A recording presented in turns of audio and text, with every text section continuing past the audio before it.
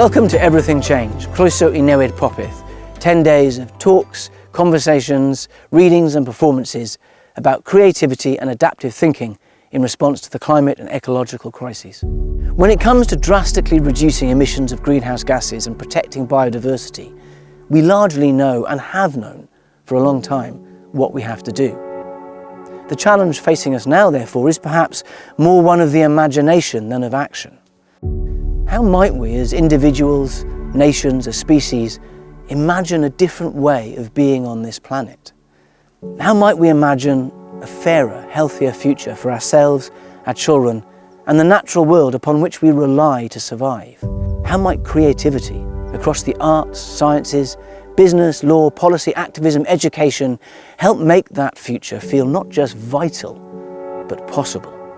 These are some of the questions that we'll be exploring in Everything Change, through artistic provocations, events with two of the world's leading writers, and 7 interdisciplinary conversations across 7 crucial areas of change: money, food, water, energy, justice, story, and change itself. Most of the CO2 in the Earth's atmosphere from burning fossil fuels has been emitted since the end of World War II, over the span of a single lifetime. Over half of it since 1988. But if, as a species, we can do that much damage that quickly, why couldn't the opposite also be true? The essential condition of storytelling is what if? Well, what if it didn't have to be this way? What if our children were to look back at our lives and thank us for what we've done instead of blame us? What if, instead of being the generation that breaks the planet, we're the generation that starts to heal it? These are the questions that keep me awake at night, but they're also the questions that excite me too. What if, over the span of a single lifetime, everything changed not for the worse, but for the better? To make that kind of change, we have to broaden the arena, not only in terms of interdisciplinary engagement, but we also need to ensure that this is a global conversation. This is a crisis in which we are all interconnected, and the response needs to be diverse and multifaceted. We need to work together across perspectives, knowledge, and innovations, both from the global north and the global south. And this is the ethos we've tried to braid throughout these conversations in Everything Change. We also need to connect to those on the ground, where the effects of Everything Change have already started, and where solutions to the crisis are already helping to mitigate the situation. What can we learn from these people? Can effective responses be replicated elsewhere?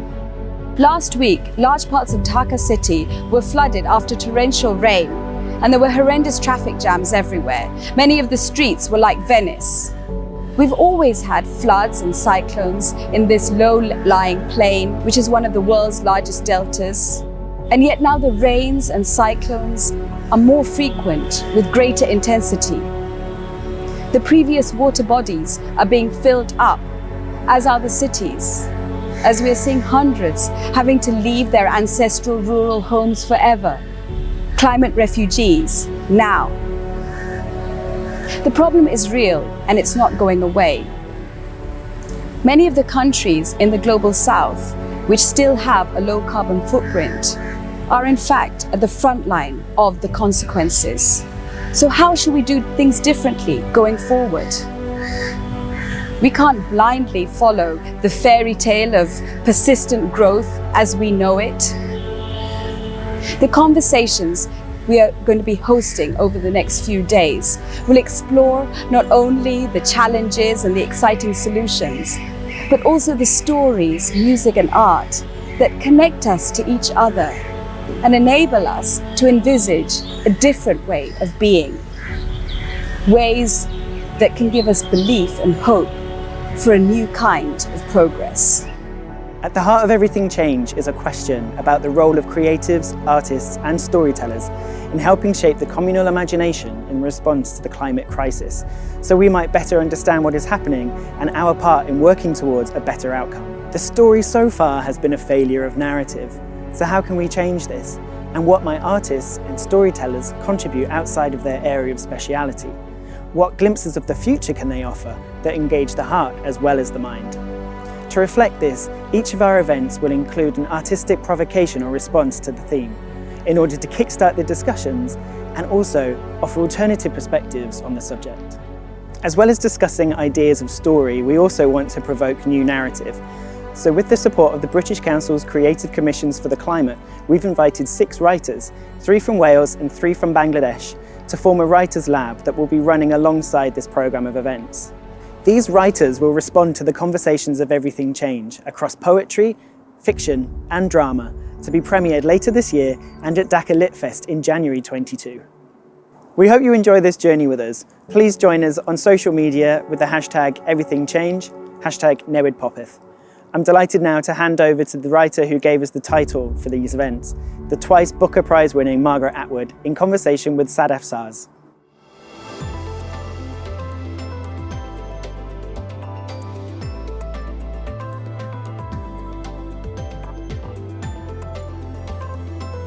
A very warm welcome to the opening keynote event of Everything Change. I am in Dhaka, Bangladesh, and it is my great pleasure and honor to be in conversation with a literary giant, Margaret Atwood. She is one of the most loved and influential writers of our time, twice winner of the Booker Prize and recipient of numerous other awards. Her incredible body of work spans over 50 books, which include poetry, novels, short stories, essays, literary critiques, graphic novels, and children's books. Her 1985 dystopian novel, The Handmaid's Tale, has become an award-winning hit TV series. She's also an inventor and an environmental activist, and I can't think of anyone more appropriate to be here today. Margaret has deeply thought and written about our ecological crisis and climate change for many years and in different forms. Margaret, welcome. Lovely to see you. And isn't it amazing that we are communicating over such a great distance? What time is it where you are? It's 9 p.m. In the evening here, and I think it's 11 a.m. In your morning. Is it in some other day? Yeah, at least we managed to meet on the same day. Well, that's good. Everything Change is a term that you, in fact, coined to better convey the situation that we find ourselves in now. What does everything change actually mean? And why this shift? Why is this shift in language important? Yes, well, we tend to have broken down things into little modules, and we treat them as self-contained units. But in fact, everything is connected. And if you change one piece, the other things all change. And we've just seen that with this pandemic, which has been particularly hard on women who have disproportionately lost their jobs because they needed to stay home and look after the kids. And if we have widespread climate change, that is also going to be disproportionately hard on women, and it will also be disproportionately hard on the food supply. That's going to be hard on everyone. And when you have famines, you also have social unrest, you have civil wars, you have wars, you're going to have water wars, you're going to have displaced people because low-lying areas are flooding, and that may well include New York City, as well as lots of other places, including Bangladesh. Yes, Bangladesh, Pacific Islands. I mean, it's going to be big changes, none of them desirable. You do get some people in Canada saying, well, hey, it's going to be warmer in the winter. But you know, that's not a good trade-off. Not a good trade-off. Because when it's warmer in the winter, you're also going to get the permafrost melting, and that's going to release a lot of methane, a big greenhouse gas. So you can't move one piece without the entire pattern changing. If you think of a game of chess, you move one piece, that changes the entire pattern. So we're so smart We human beings are so smart. We should be able to figure this out. We should have figured it out sooner. There's still time. So put on thinking caps, human race, if you wish to remain a species on the planet. Your interest in engagement actually, though, goes back a long way when you've been interrogating these issues and ecological issues, climate change, global warming for many years. And in your work, you've actually managed to tackle the hard truth, but with bringing with it the magic and imagination of stories. I thought it would be lovely to start with a reading of one of your earlier speculative pieces, Hardball, from your 1992 collection, Good Bones. And I'm happy to do that. So Hardball goes like this. Do I need these? Do I need them? Yes. Here comes the future, rolling towards us like a meteorite, a satellite, a giant iron snowball, a 2-ton truck in the wrong lane, careering downhill with broken brakes. And whose fault is it? No time to think about that. Blink, and it's here. How round, how firm, how fully packed is this future? How man-made. What wonders it contains, especially for those who can afford it. They are the elect, and by their fruits ye shall know them. Their fruits are strawberries and dwarf plums and grapes, things that can be grown beside the hydroponic vegetables and the toxin-absorbent ornamentals in relatively little space. Space is at a premium, living space, that is. All space that is not living space is considered dead. Living space is under the stately pleasure dome, the work and leisure dome, the transparent bubble dome that keeps out the deadly cosmic rays and the rain of sulfuric acid and the air which is no longer air, I mean. You can look out, of course, watch the sun, red at all times of day, rise across the raw rock and shifting sands, travel across the raw rock and shifting sands, set across the raw rock and shifting sands. The light effects are something. But breathing is out of the question. That's a thing you have to do in here, and the richer you are, the better you do it. Penthouse costs a bundle. Steerage is cramped, and believe me, it stinks. Well, as they say, there's only so much to go around, and it wouldn't do if everyone got the same. No incentive then to perform the necessary work, make the necessary sacrifices, inch your way up to where the pale pink strawberries and the pale yellow carrots are believed still to grow. What else is eaten? Well, there are no more hamburgers. Cows take up too much room. Chickens and rabbits are still cultivated here and there. They breed quickly and they're small. Rats, of course, on the lower levels, if you can catch them. Think of the earth as an 18th century ship with stowaways, but no destination. And no fish, needless to say, none left in all that dirty water sloshing around in the oceans and through the remains of what used to be New York. If you're really loaded, you can go diving there for your vacation. Travel by airlock, plunge into the romance of a bygone age.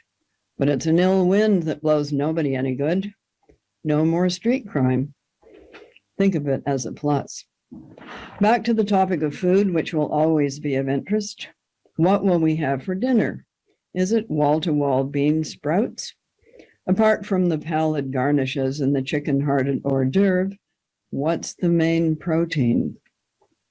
Think of the earth as a 19th century lifeboat adrift in the open sea with castaways, but no rescuers. After a while, you run out of food, you run out of water, you run out of everything but your fellow passengers. Why be squeamish? Let's just say we've learned the hard way about waste. Or let's say we all make our little contribution to the general welfare in the end. It's done by computer. For every birth, there must be a death. Everything's ground up naturally, nothing you might recognize, such as fingers.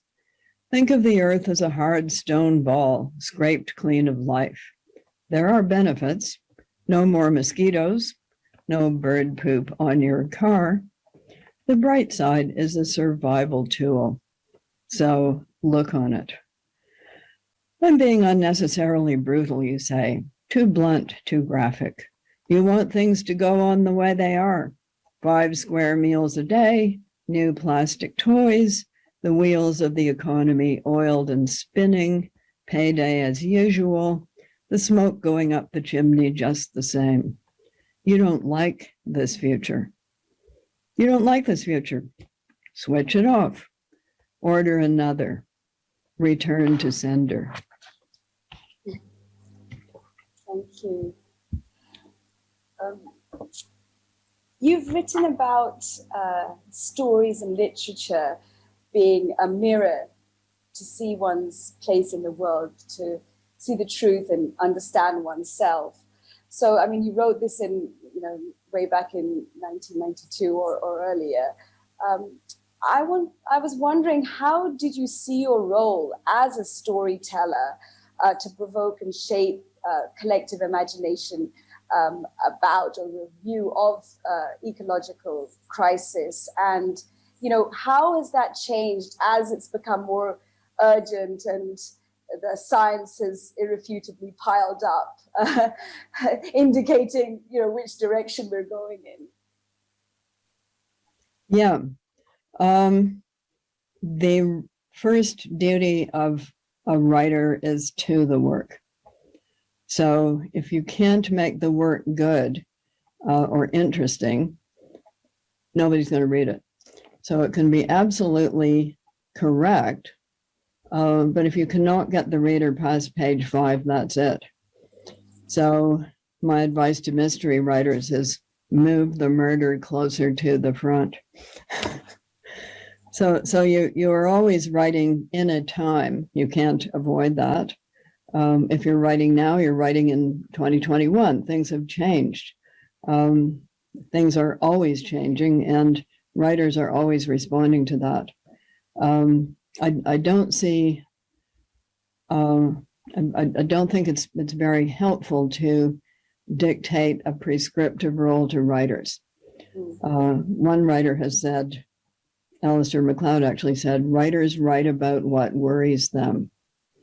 So I write about what worries me, and this is something that has worried me for a long time.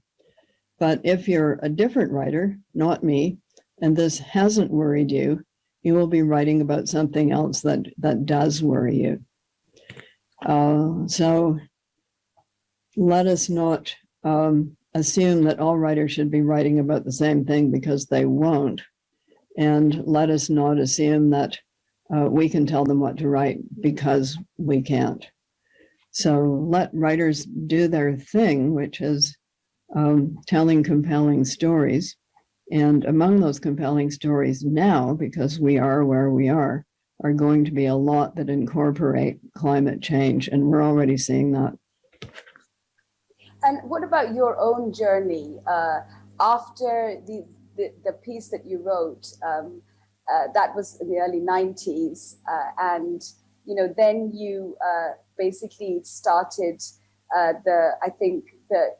your interest in what would then become the Mad Adam trilogy. And I'm very interested to know, why did you feel that urgency and that concern, and how did that play out? Yeah, so let's dial back history to the mid-1950s.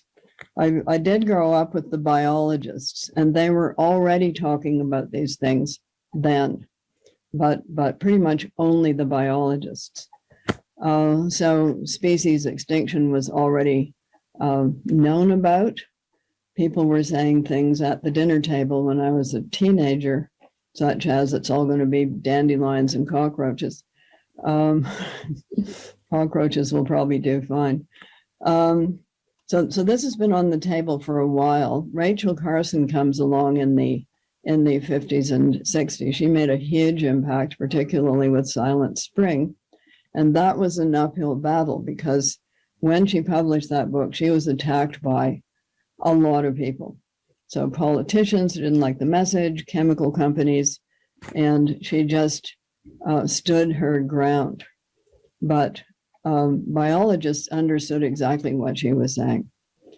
So this has been on the table for a while. Club of Rome publishes a report in 1972 that says, if we keep doing what we're doing, this is going to be the result in 30, 40 years. And we did keep doing what we were doing, and that has been the result. So unfortunately, human beings are interested in the low-hanging fruit, and if they weren't, we wouldn't be here. So distant ancestors did not say, let's save up this mammoth for 50 years and eat it then. That wasn't happening. Meanwhile, they would starve to death. So that is what we're like, and we have to work with who we are. But now we're at the point at which there are immediate incentives for human beings to clean up their act. And that has given us already some benefits. We have seen increased fish due to marine parks, which provide breeding grounds for fish. We now know that helping seabirds also increases fish. It might sound counterintuitive, but so it is. And repairing borders, banks of rivers and seashores also increases fish. Reintroducing beavers to England has increased fish. So all of these things are under experimentation and showing results, and we just need to do more of them, at which point I will introduce a website called Project Drawdown, which has a lot of ideas in it, things that we're already doing, which, if we did more of them, would cause a net drawdown of carbon out of the atmosphere. So reversing what we have been doing. And one of those is organic farming. So organic soil retains a lot more carbon than soil that you've killed with fungicides, herbicides, and pesticides. So that's the smorgasbord of stuff that we can do. And we are doing more of it, but are we doing more of it fast enough? Mm-hmm. Big question. I think it was quite chilling, reading about the Church of Petroleum in the Madam trilogy, because it very much kind of reflected what we are actually doing, which is we are very kind of complacent in the where we are now, because we are still not really asking, I feel, fast enough, what if. We're quite happy still in the status quo. We're seeing a kind of slight change now of the dial, I'm hoping. But I thought yes. You represented it kind of chillingly, realistically. Yes, well, there are people who feel that their reason for being on Earth is to make a lot of money. But money is a human invention. It's an imaginary thing that we have decided you can trade in for real things such as food and shelter, etc. But when things get really out of control, our money will be useless. It's the myth of Midas, who wished that everything he might touch would turn to gold. And he got his wish, but then he couldn't eat, because every time he picked up a piece of food, it turned to gold. So that will be our situation once the main thing that is exchangeable is food. I think another thing that you've explored over the years is our relationship to nature. And, I think in your early interest in indigenous cultures, right across the spectrum to examining it through the lens of patriarchy, colonialism, and corporate interests, about this idea that we as humans, the more we technologically advance, we feel like we're sort of apart from nature. So I'd be interested on your thoughts about that. Well, Often people think things are quotes progressive and quotes enlightened when in fact they're not.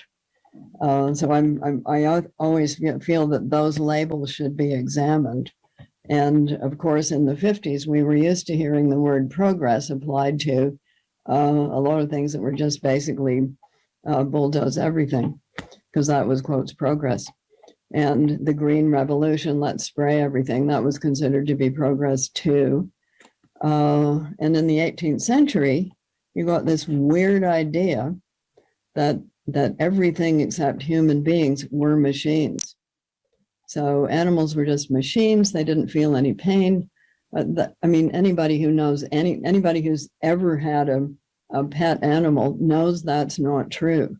But people swallowed it because it was sort of Newtonian. You know, the model of the universe was that it was a mechanism. So, and it was convenient for people to believe that because it meant they could do what they wanted with the animal world. So now we know that's not true. Darwin, by the way, did not believe that. And biologists now don't believe that. You know, animal pain is real pain. And so is human pain, by the way. So things that are presented as progress often turn out to have been retrogressive. And similarly, the idea that indigenous people were, quotes, less advanced and somehow inferior, that turns out to have been wrong all along, just convenient for some people to believe. And there is an increasing movement which believes that the real solution to some of these things has to be achieved by working with people who are on the ground. Because nature is universal, but specific nature is local. It's always local. So the birds of Bangladesh are not the same as the birds of North America. The vegetation is different. The conditions are different. The weather is different. Nature is very lumpy. So working with people who actually know the terrain, and there have been a number of projects like that that have been very successful. And one of those that I can tell you about is the Nationalai Maasai Conservancy, in which the people who actually lived there decided to do things a different way, take down the fences, an introduction from Europe, let wildlife vote with its feet, and deal with the odd goat eaten by a lion by having a fund that would repay the person whose goat had been eaten. And that has been wildly successful.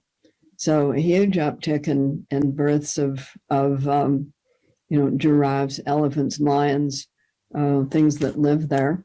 And very few goats have been eaten.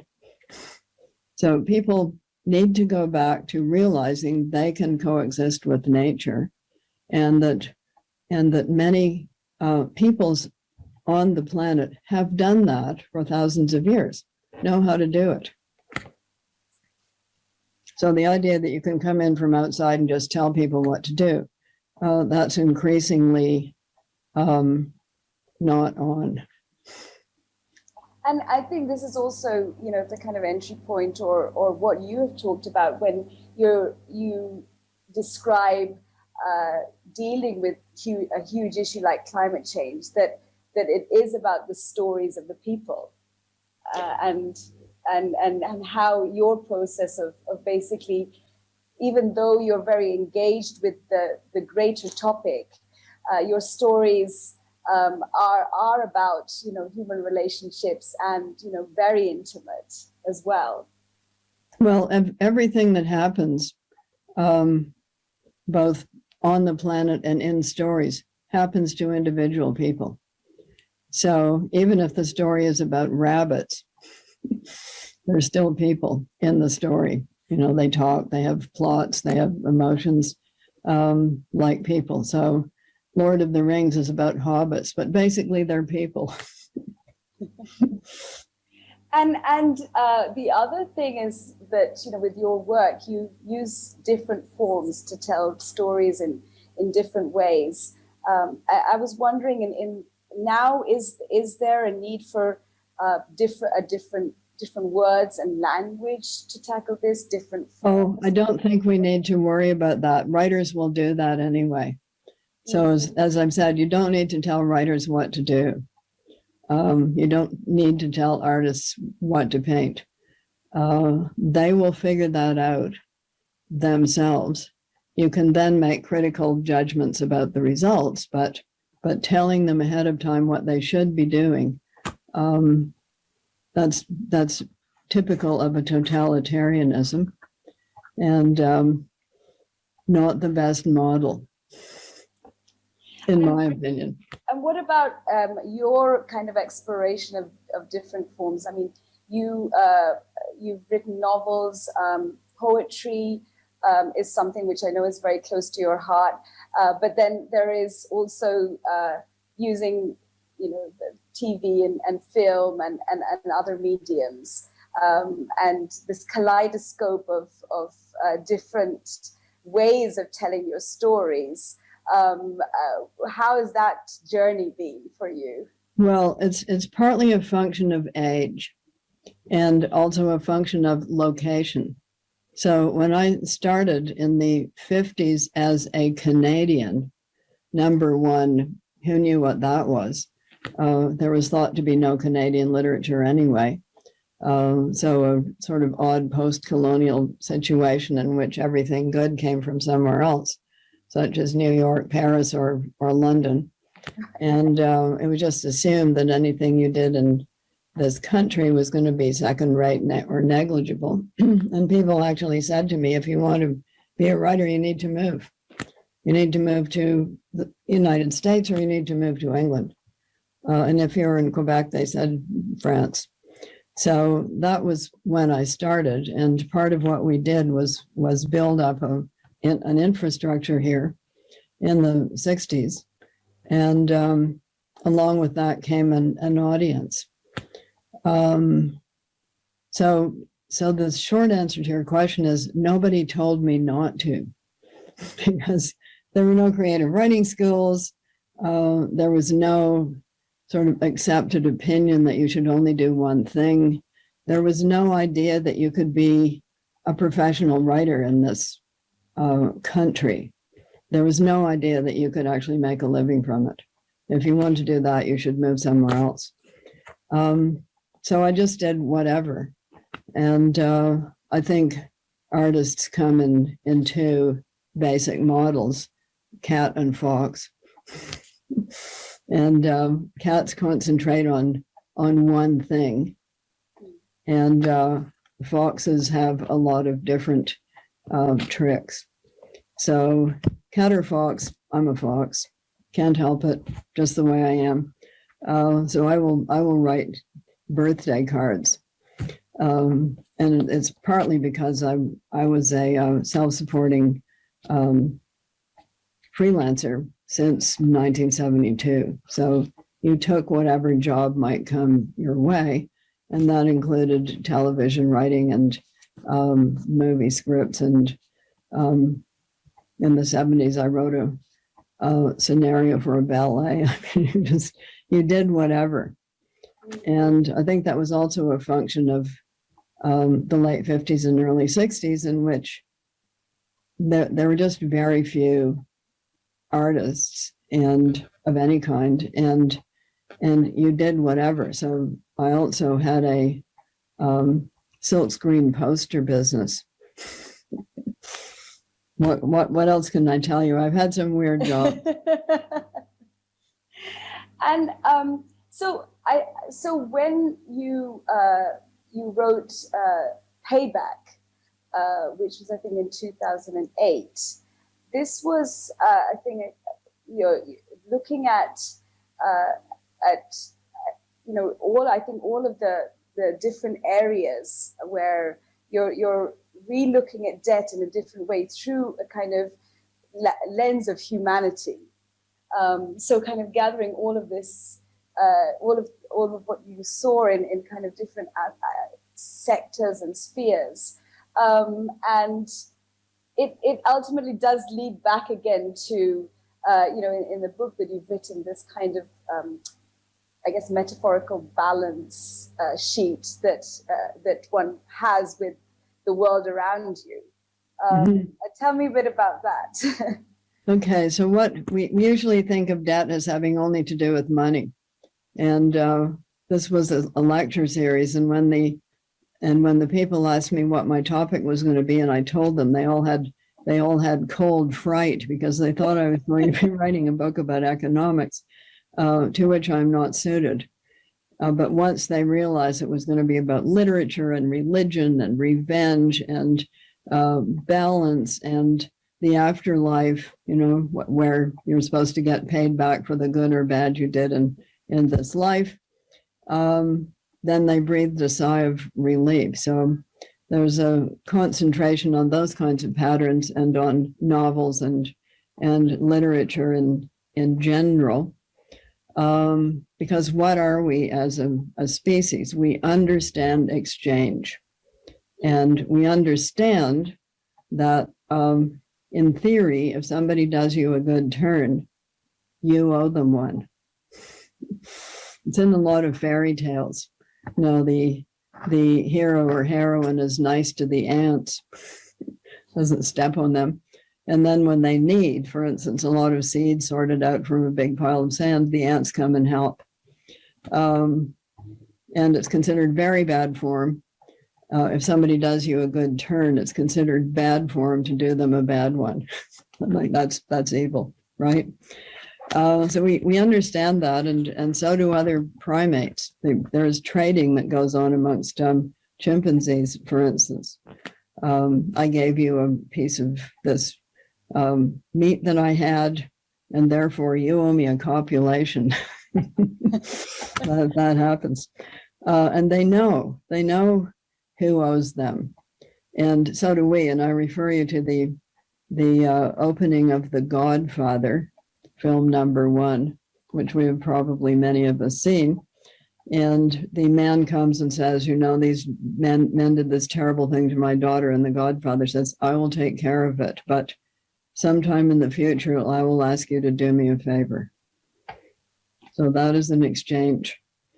And that's what debts and paybacks are about. So I give you this, you owe me that. It's different rules for purely economic exchanges, like buying something.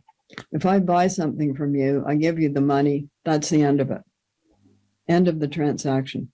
If I give you something as a gift, you owe a gift. Possibly not to me, you may owe a gift to somebody else. That's how mentoring works amongst artists. I have learned this, I teach you that. You don't have to teach me anything in return, but you're going to teach somebody else, passing it down the line. And that is how human exchange works. And then we get to the natural balance of things. So if you've taken a lot of crops out of the soil, you owe the soil something. What do you owe it? Lots of manure. You have to replenish what you've taken out. If you don't, there won't be any more crops. It's pretty simple. Unless you restore the balance, the good things that you were hoping to achieve won't happen. And any farmer knows that. So it's either going to be organic fertilizer or it's going to be chemical fertilizer, but it's going to be fertilizer. Organic is better, in my opinion. And also in the opinion of the Soil Association. I think that, we I guess modern society has kind of ignored that, and it's this kind of very extractive type of relationship. You can't keep taking without putting back and expect good results in the future. And something else we can learn from traditional societies is that you repay, if only with thanks. That is the least you can do. But we've come to a point at which it has to be more than thanks. So thank you, nature. And by the way, I'm going to give you some nice compost. So I think that this, you know, the fact that we've basically just taken, or we've you know, brought about widespread destruction, or we're heading in that direction. You know, you mentioned brings with this idea of amends. So I think that is, I guess, the hope and the chance that we have, that if we do wake up now, but it is something that you know, you've also mentioned that it needs a kind of critical mass of us, I guess, to work together. Yes, it does. But the other piece of it is you have to make it worthwhile for the people on the ground. You have to make it worthwhile for the people who are actually working in and with natural processes such as growing food. You have to make it positive for them to change whatever way they are doing things. And that can be giving them a cheaper but better way of doing it, incentivizing them, doing cooperative projects with them. We didn't used to have to worry about pesticides and fungicides and things because they hadn't been invented yet. So not far back, everything was organic farming, and people remember how to do those things. So the rotational crops, intensive grazing. There are some people who know how to do those things, but you have to make it worthwhile for the people who live there to do it. Otherwise, they're not going to. Why should they make all the sacrifices and derive no benefits? So what does that mean? It means a spreading out of accumulated wealth. Okay, the other thing that has happened now is that we have an inverted pyramid with all of the wealth, the huge amount of the wealth concentrated on the top. Okay, so it should be more like that. So if you did that instead of this, you would spread the wealth out, make it more worthwhile for people who are actually on the ground to do things that are beneficial for the planet and derive material benefit from it. Because otherwise, why should they do it? Why? There are voices, there are writers, you know, obviously engaging much more in this. But why do you think it's taken so long? I mean, why are artists and writers not as engaged as, you know, one would have thought, given what's at stake? Well, a lot of them are now, but previously, I would say because they didn't have any biological education. So, you know, I'm kind of an anomaly in that I almost was a biologist, and I've kept up with it in certain areas. So I read science for recreational reading, but not so much the physics. I'm not so much interested in whether there are really 11 dimensions. I'm very interested in advances in biological knowledge, advances in the way things actually work. There's this wonderful new book called Entangled Life, which is about the role that the kingdom of fungi plays in all our lives. Turns out they're closer to animals than to plants, and without them we would not exist. So a lot more knowledge, a lot of things being studied that people never paid any attention to before. And we're getting a better idea of how the natural world actually works. So that's of interest to me. I can see why it would not be of interest to a lot of people. But increasingly, as change has impact on people, you've seen these topics move to the center of the conversation that used to be off to the side. Even over the past 10 years, you've seen it. And a lot of that is coming from young people. So the Greta Thunbergs of this world, people under 20, people under 25, they get it. They understand it. People older than that, maybe not so much. And do you think it's something also to do with the success of the counter narrative, the fake news narrative, the misinformation, which sure. has a strong lobby behind it? Of course, and that lobby is about money. Let us not deceive ourselves. But even some of those people are realizing that if things go really pear-shaped and they retire to their air-conditioned silos, where they intend to shut themselves up while civil war rages, what's going to happen if their air conditioning system breaks down? Who knows how to fix that? So where is going to be the support group of workers that makes all this stuff function? You know, how awful would it be if suddenly there were no more plumbers? So think of that. So even they are realizing that maybe everything's connected, and possibly when everything does go pear-shaped and money isn't worth anything, their freezer is going to be of a lot more interest to their security guards than they are. They will become the ridiculous thing I think about a lot of this is that, you know, the big fishing conglomerates or big oil is so subsidized as well. So it's kind of doubly unsustainable. that has to stop. So it's taxpayers paying these people to ruin their lives.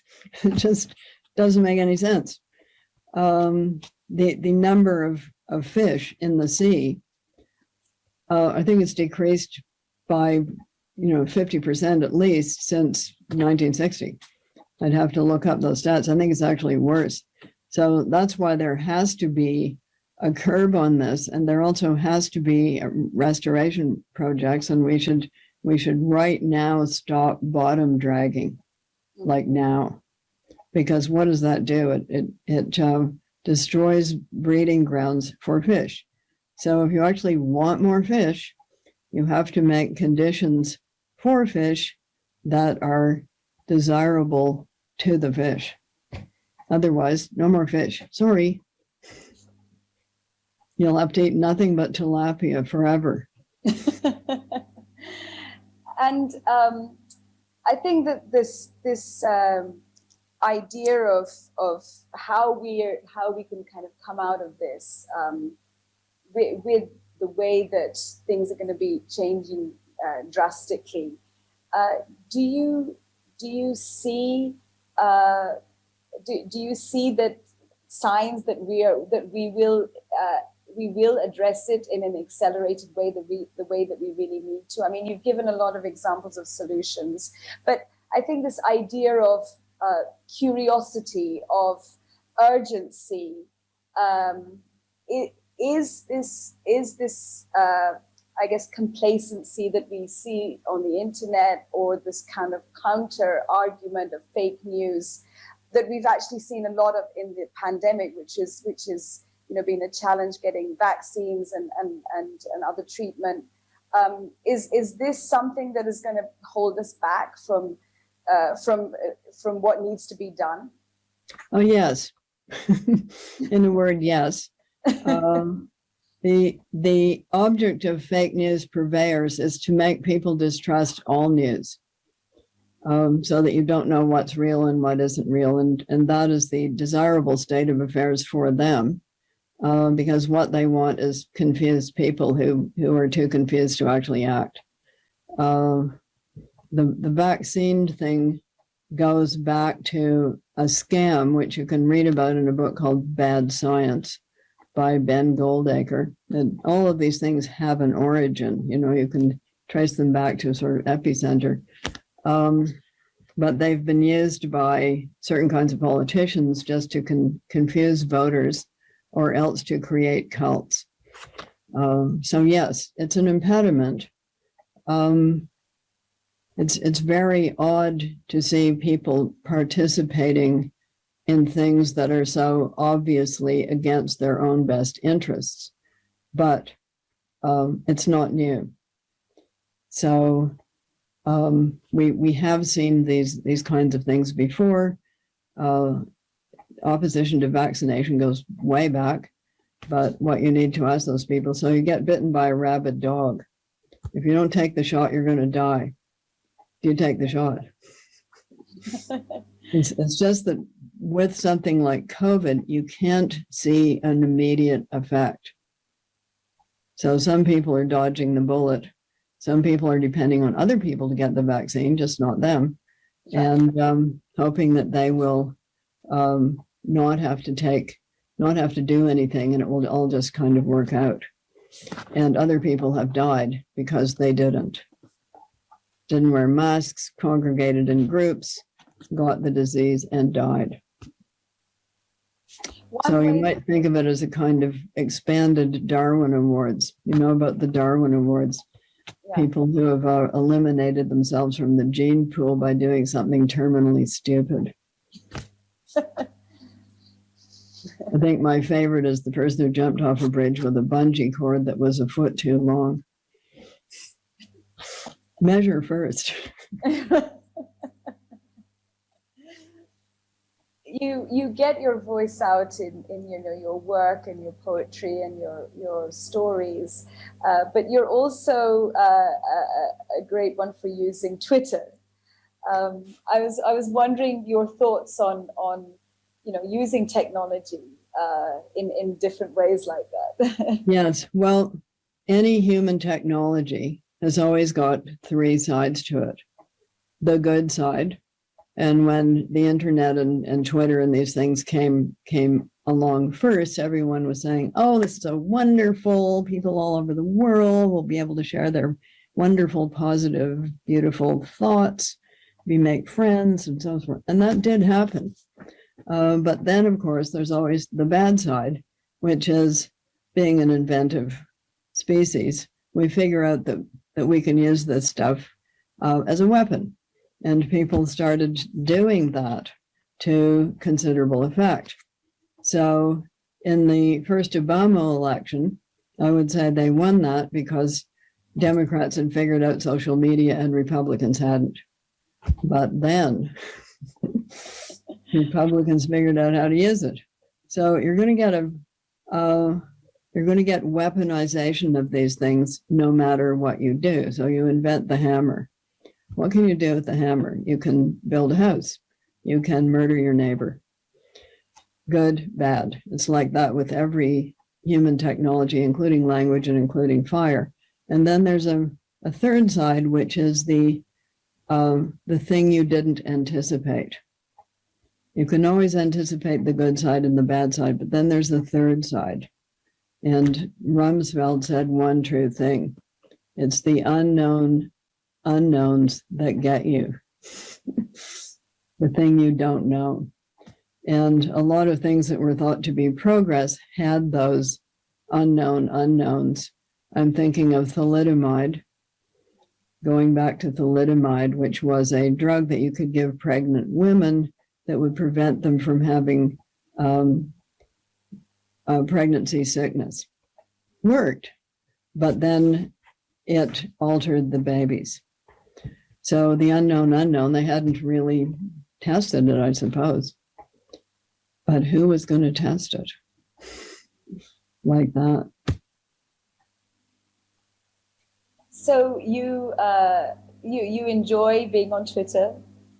I enjoy being on Twitter. I think it's like having a little radio show. So sometimes it's enjoyable. Sometimes you get angry callers, inners, and there's a lot of I would say it's sort of like that. But you can get news out about things that you think people might wish to know about. So, for instance, when your show that we're doing now is up and running, I'll put out a tweet about it, and then more people will know about it. So it's again, there's good, there's bad, and there's idiotic that you didn't really anticipate.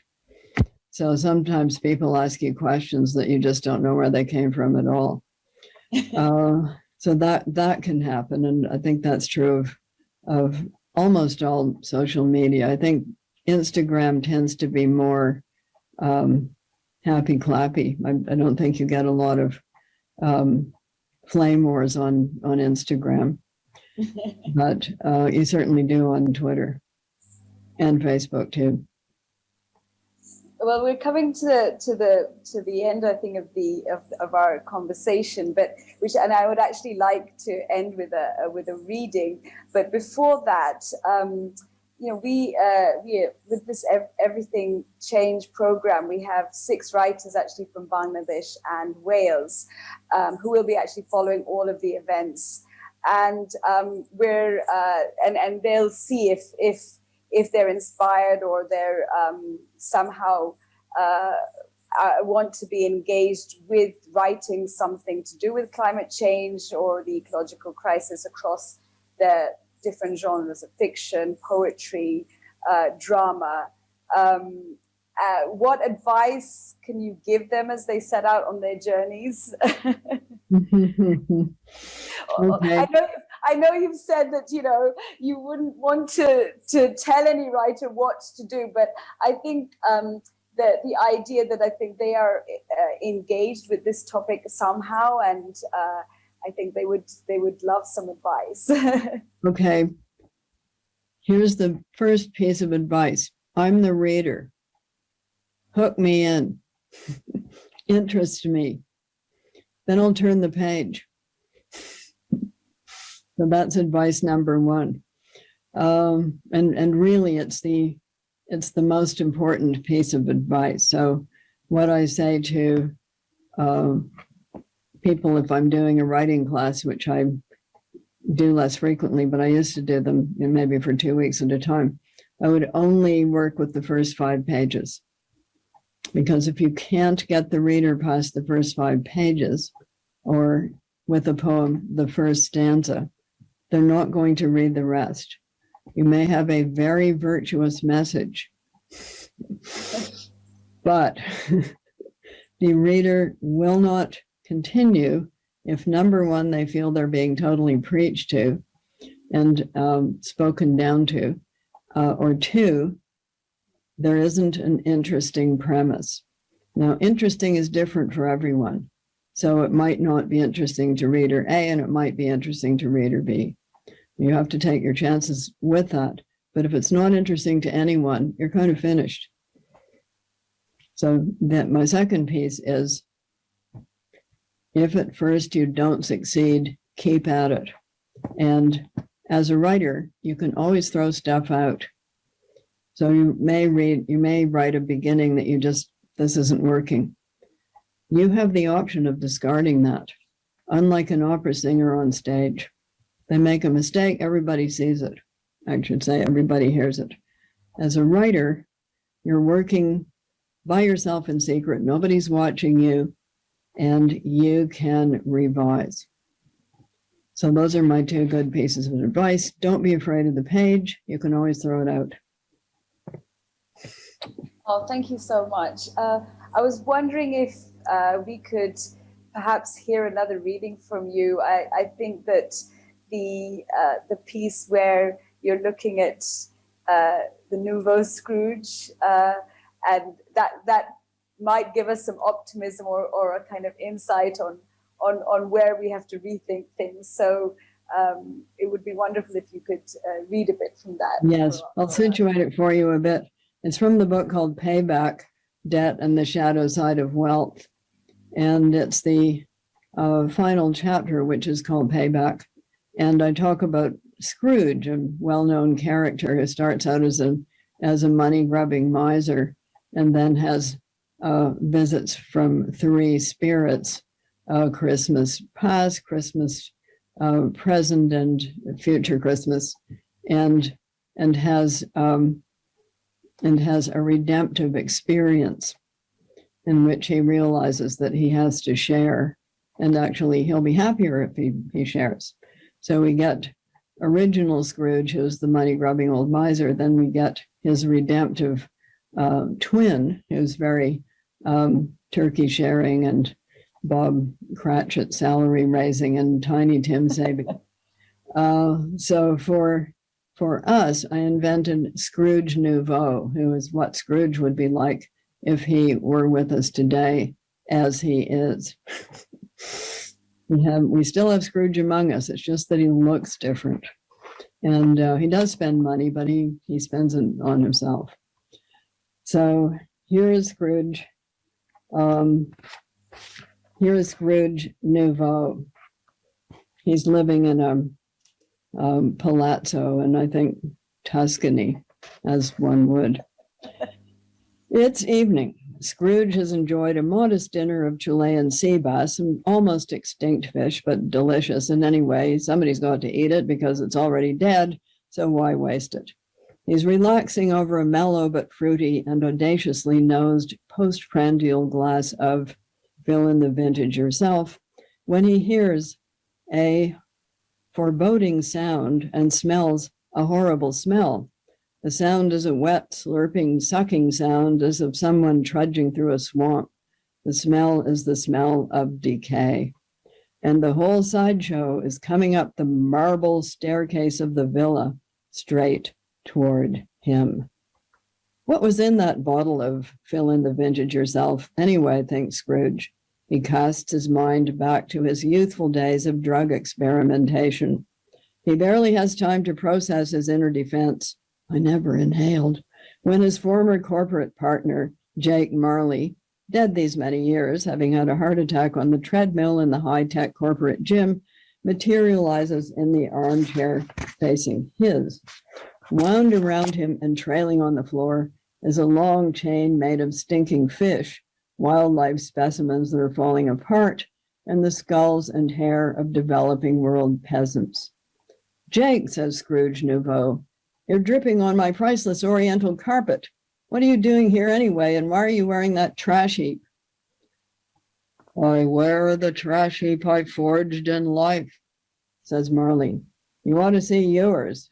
It's 3 times as long and stinky as mine, and I've come to warn you in order that you may escape my fate. 3 spirits will visit you. Do they have appointments, says Scrooge Nouveau, vowing that if they do, he'll fire his executive assistant. I can't see them. I'll be in a meeting. Expect the first spirit tonight when the clock strikes 1, says Jake Marley, vanishing in a puff of stench.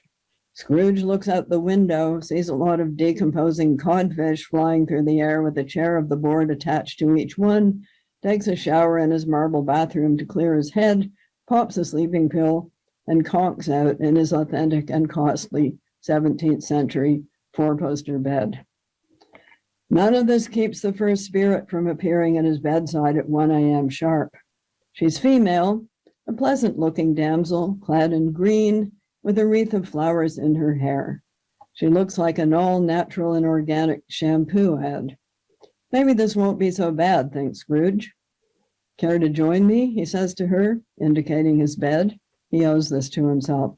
The 5th Mrs. Scrooge need not find out, and if she does, so what? He can afford her displeasure. I am the spirit of Earth Day past, says the spirit. Rise and walk with me. Scrooge is about to protest that he needs to put on his $1,000 customized running shoes if he's going to do anything as challenging as walking, when he finds himself yanked out the window and flying through the air. There wasn't any effing Earth Day in the past, he barks at the spirit now that he's had time to think about it. Such a day was not needed, says the spirit as they glide above the clouds. Imagine taking only 1 day in which to honor the earth. It's like Mother's Day. Dump a card and some flowers on the old hen once a year, then exploit her the rest of the time. But in ancient societies, the debt we owe to the earth was remembered at all seasons. Each religion paid tribute to the sacredness of the earth and acknowledged with gratitude that everything people ate, drank, and breathed came from it through providence.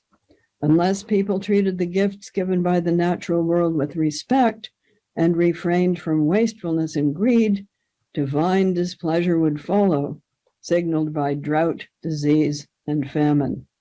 In addition to that, earlier peoples felt they had to pay back what they'd received.